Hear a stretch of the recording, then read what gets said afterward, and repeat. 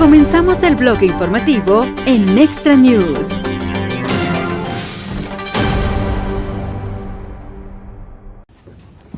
Good morning. Thank you for being here. We have been out since about 4:30 this morning. The great men and women of law enforcement have been working on this operation for days and days, and probably weeks. Early this morning, one of the top leaders of MS-13 was apprehended. He was the leader for the East Coast, one of the top 3 in the entire country. Right here in Virginia, living half an hour outside of Washington, D.C. He is an illegal alien from El Salvador, and he will not be living in our country much longer. He's in custody this morning. One of the top leaders right here near our nation's capital. I just cannot together. You know, someone made a great point. No egos. It was a team. You could not tell who was with what agency. Everyone was working as a team. And the most important thing, all of our agents were safe this morning, all of our law enforcement officers. Following directive of President Trump, his directive to me when I became Attorney General of the United States was very simple. Keep America safe, make America safe again.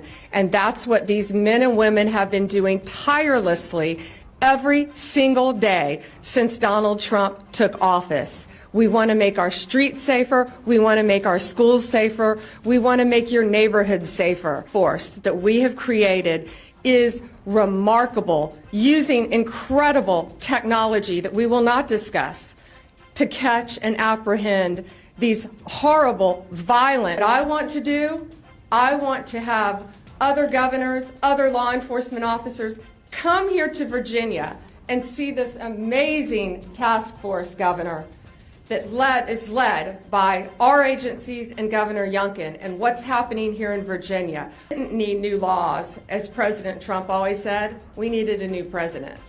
And we have great leadership standing behind him to fight to keep America safe and make America safe again. We will keep your community safe, and we will continue to do that. It is my honor to introduce to you your Governor, Glenn Youngkin. Thank you, and welcome to Virginia. What this task force over the course of the last 4 weeks represents is the model of federal resources, stately resources, and local resources coming together in order to eradicate, and it requires this kind of task force, this collaboration of Virginia resources, our great Virginia State Police led by Colonel Hanley, our Department of Corrections led by Judge Chad Dotson. Importantly, it's this effort that has been enabled by the Trump administration. President Trump said, get the bad guys. I've been working on this literally for the first 3 years of our administration with little to no help from the senior leadership in the federal government and the Biden administration. On day 1, we went to work signing a 287G memorandum. It took us 20 hours to get it done. I was able to deputize our state police and our Department of Correction members to go to work in this task force. I want to thank General Bondi. From the second she assumed her position, she was here with us. I want to thank Director Patel. From the second he assumed his position, he was here with us. Resources, capabilities. But I most importantly want to thank the men and women who every day put their lives on the line. These folks go to work with a bulletproof vest on, and they so rarely have anyone say thank you. And today, they deserve a huge thank you, but they deserve a thank you every single day. Over the last 4 weeks, 340 horrific criminals have been arrested here in Northern Virginia. This is what happens when you let good cops be cops. And we're going to continue to let good cops be cops across this country. President Trump gave us the executive decision to go after and safeguard our communities. General Bondi is our warrior of justice leading that charge. Governor Youngkin, it's an honor to be a partner in this operation with you and U.S. Attorney Siebert. This is the mandate we have. Right now we have an American dying every 7 minutes is a safe and secure America. But thanks to the brave leadership of this administration and the folks that you see here, we are returning our communities to safety. As you heard, we took down this morning a top leader of MS-13. That is not done easily. That is done with brilliant law enforcement. And right here, I'm proud, and I think the governor knows I'm biased, having graduated from the University of Richmond, to have this here in the state of Virginia, here in our Northern Virginia resident agency, with our partnership with our Washington field office and our special agents, our SOS folks, our intel analysts, and our support staff. My priority has been law enforcement across the country, and that will not change. But law enforcement across the country cannot be done just by Washington, D.C. and the federal government alone. This task force was stood up 1 month ago.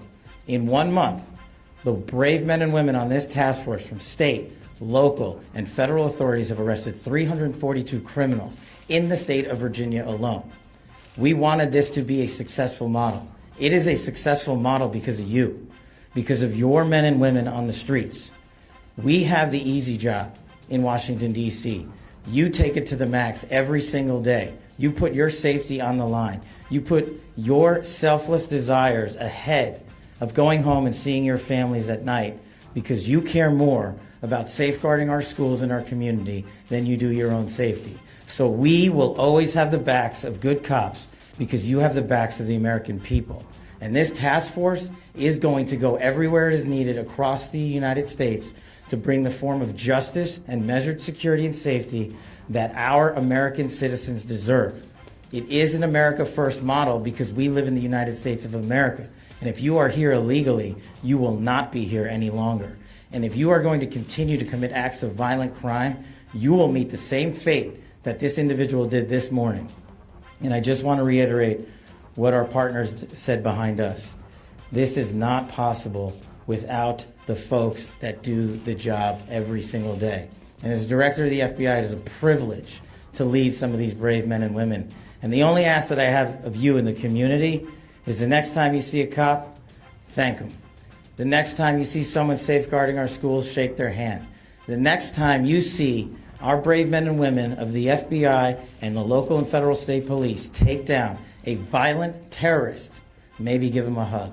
Because those guys, those gals, are the ones that are going to continue to keep our city safe.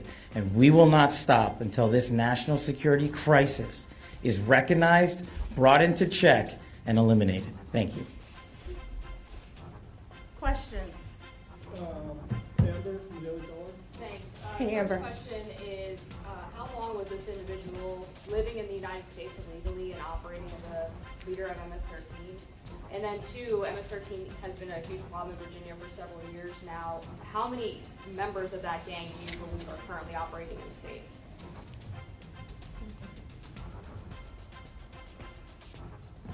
The bottom line is for far too long. And because of operational security, we won't get into too many of the details about this individual. But if you're here for a minute, a day, a month, or a year, you've been here far too long.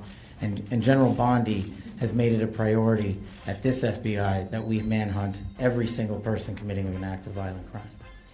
And it should speak volumes that the leader for the entire East Coast was living right here in Virginia, right among us. Question?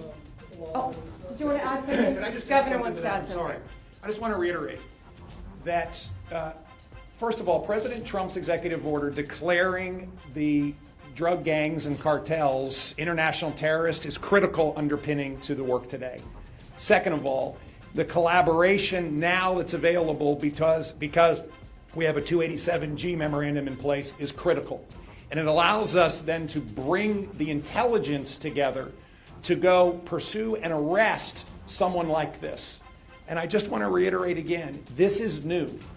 And the capabilities that are being displayed right now are capabilities that are now available not just to Virginia but to the rest of the country because of the administration's forward-leaning vision on how to use state and federal resources in collaboration in a way that has not been done. I have to say, Terry Cole has been leading our efforts in the Commonwealth brilliantly, but until we were able to bring in the federal resources in this way, bringing down somebody like this would not really have been possible. And Governor Youngkin and I, once again, are going to offer this to every governor in our country. Let's see who takes us up on this to keep their states safe. Questions? There's hundreds of these arrests happening so quickly. Biden administration? I mean, was there a paper trail of these people? Were they all identified as targeted with the Trump administration in place? And then I also wanted to hear from the governor, too, on Fairfax County.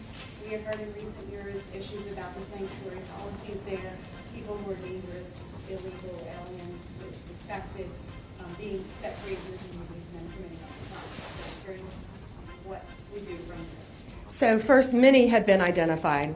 They had been living here. Many had been identified.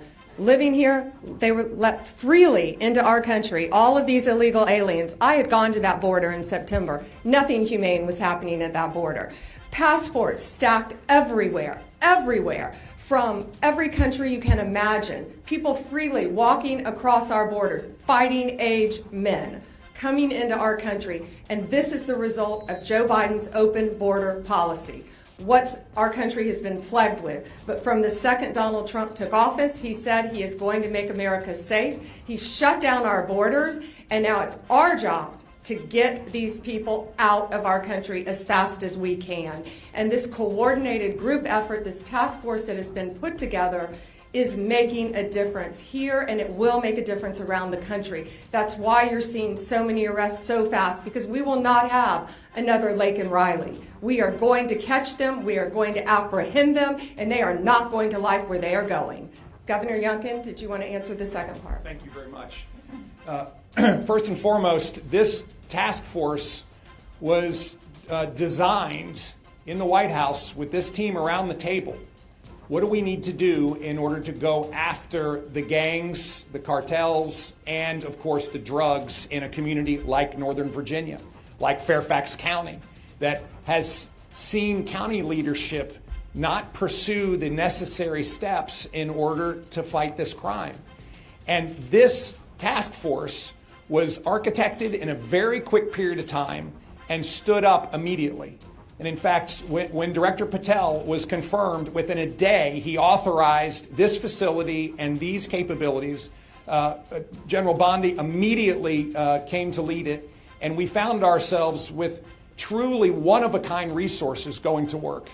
And I just want to emphasize the pace and the focus. And so, no, these were not lists that were available in the previous administration, because they wouldn't do that. And the minute that we had partners that would do this with us, then lists of 500, 600, 700 targets could be put together in collaboration with state police and federal authorities and our Department of Corrections. Critically important, and I cannot emphasize enough the collaboration and support and leadership out of the new administration that is so different than what we saw in at least the previous 3 years of my administration. Finally, with regards to counties that are demonstrating resistance to cooperate with federal authorities, and particularly with ICE. This is why I have put in a budget amendment in our budget that if they're not going to cooperate with ICE, then we will withhold funding. Now, I need a General Assembly to vote for this. And I need a bunch of Democrats to step up and say, hey, we believe in public safety and we're going to hold jurisdictions accountable. And with this budget amendment, we can then hold Fairfax County accountable. But I'm also asking for help from our federal partners to make sure that jurisdictions that are not cooperating with ICE, we can in fact step in. And that's why the 287G memorandum that we have signed with the federal government is so important. It allows me to deputize our state police and our Department of Corrections folks, and we can then step in and make sure that we're taking custody of these folks and handing them over to ICE to be deported. This is critically important. We're not backing off. And I do believe there's an invitation here. There's an invitation for everyone to come together and recognize that criminals, literally, one of the top operatives in MS-13 is in a community that would have never thought they were there. And if we continue to have sanctuary city philosophies, that's where they're going to go. And I don't believe any community in Virginia wants someone like this living in their community. And that's why it's so important that we come together, put down all the politics, and work together in order to make America safe again. Thank you. One more question. We've got time for one more, Pierre, ABC. General Bondi, good morning. Yeah. I have one question on topic and one question off topic. Can someone Of course you have to go off topic. Question number one, can someone describe what this suspect's role was in MS-13 in terms of what kind of activity was he overseeing? All we're saying now, for certain reasons, we're not identifying him by name. He was one of the top members, top 3 in the entire country, head of the East Coast, one of the 3 leaders, and I will say very violent crimes. Anything you can associate with MS-13, he was the leader over it.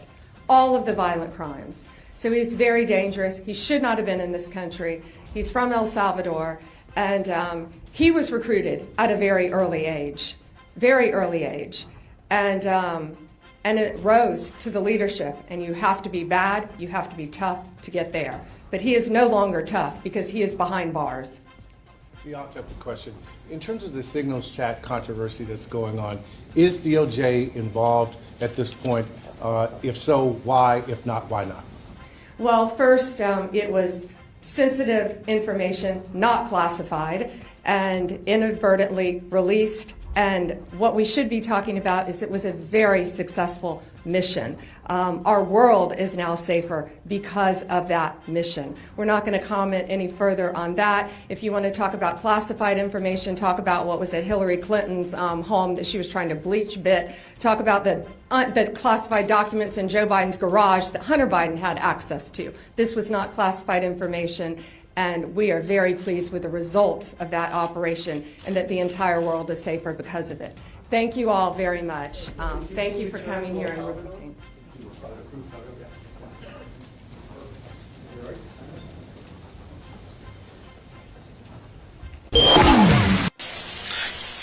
Muy buenos días a todos. Saludamos especialmente a la señora ministra de Relaciones Exteriores de Colombia, Laura Sarabia Torres, y a la secretaria de Seguridad Nacional de Estados Unidos, Christine Noen, quienes encabezan las delegaciones de ambos países. Les damos la más cordial bienvenida al Salón Bolívar del Palacio de San Carlos para la firma de una carta de intención entre el gobierno de la República de Colombia y el gobierno de los Estados Unidos de América, con el interés de avanzar en el desarrollo de un mecanismo conforme a las leyes nacionales para fortalecer la cooperación en materia de gestión de la información migratoria. Invitamos a la señora ministra de Relaciones Exteriores de Colombia, Laura Sarabia Torres, y a la señora secretaria de Seguridad Nacional de Estados Unidos, Christine Noen, a firmar la declaración de intenciones.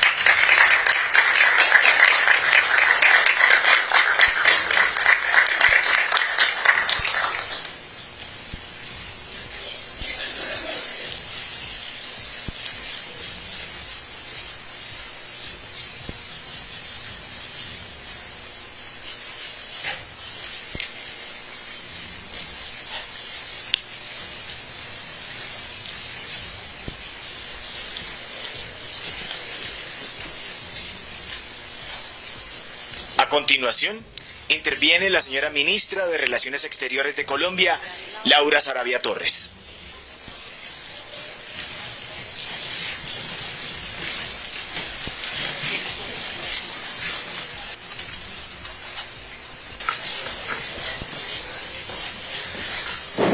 Muy buenas tardes a todos y a todas.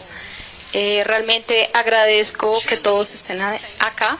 Acabamos de finalizar un diálogo abierto, franco y productivo con la Secretaria de Seguridad Nacional de los Estados Unidos, la señora Christine Noem.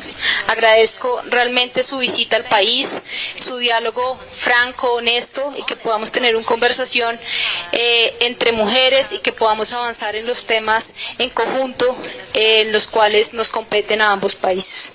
Un encuentro diplomático más de nuestra fluida y constructiva agenda bilateral.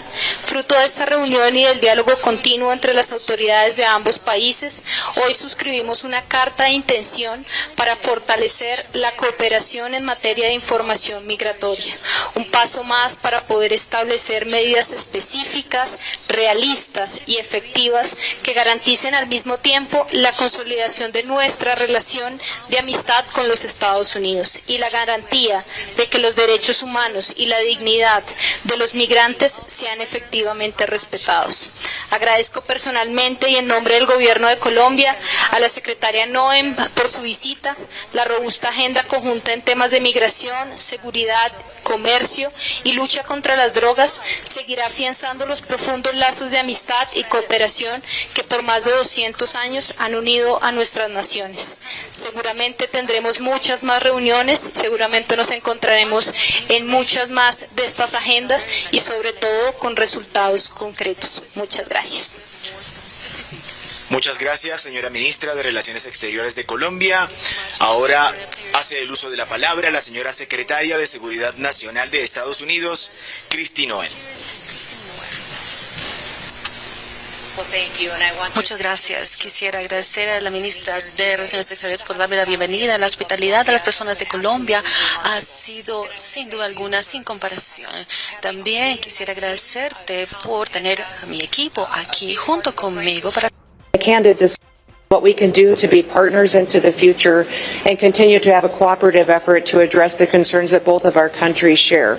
I do want to thank the minister, who now I will refer to as my friend, and we'll call her Laura, as she is a strong leader, and I appreciate the fact that we have had the opportunity not just to share our policy concerns, also what our people are concerned about as far as public safety issues, drug trafficking, human trafficking, how we may combat organized crime together, but also what we can do to help bring our countries closer together to partner in a new way, in a historical way that will bring results that both of our people need to be successful.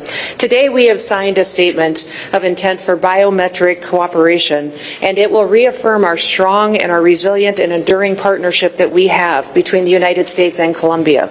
We're going to strengthen our regional security systems and make sure that we're disrupting the movement of threatening actors that perpetuate illegal activity and also facilitate illegal trafficking of migrants across the Western Hemisphere. I believe that Colombia and the United States can be leaders in this area, and that we can bring other countries to the table in a cooperative effort to address our security concerns that we all share. We're committed to working hand in hand with our Colombian partners to enhance not only border security, but also that we will support the enforcement of our immigration and our criminal laws. We do appreciate the President and his team and the Minister working to facilitate the repatriation of Colombian nationals back to their country, and we'll continue to work on that as well. But through this expansion of sharing of biometric data, it will be much more efficient, effective, accurate, and it will also build cooperation that will open doors to new ways that we can continue to work together.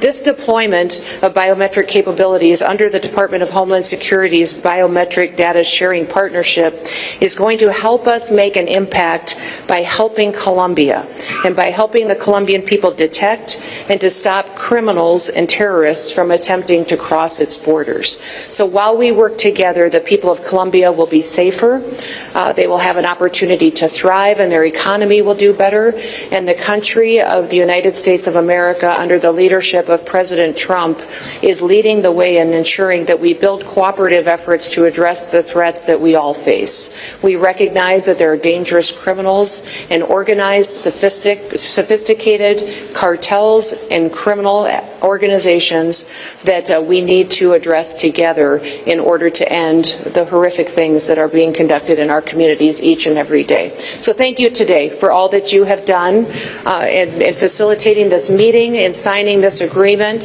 Thank you for showing me your historic facilities. I've enjoyed your beautiful flowers and your fantastic coffee, and you have fed me often. So I will be back many times to continue to work with you and the people of Colombia because of the importance of the work that you are doing here in making sure we're addressing public safety. So thank you, and thank you, Laura, my friend, for all that you've done.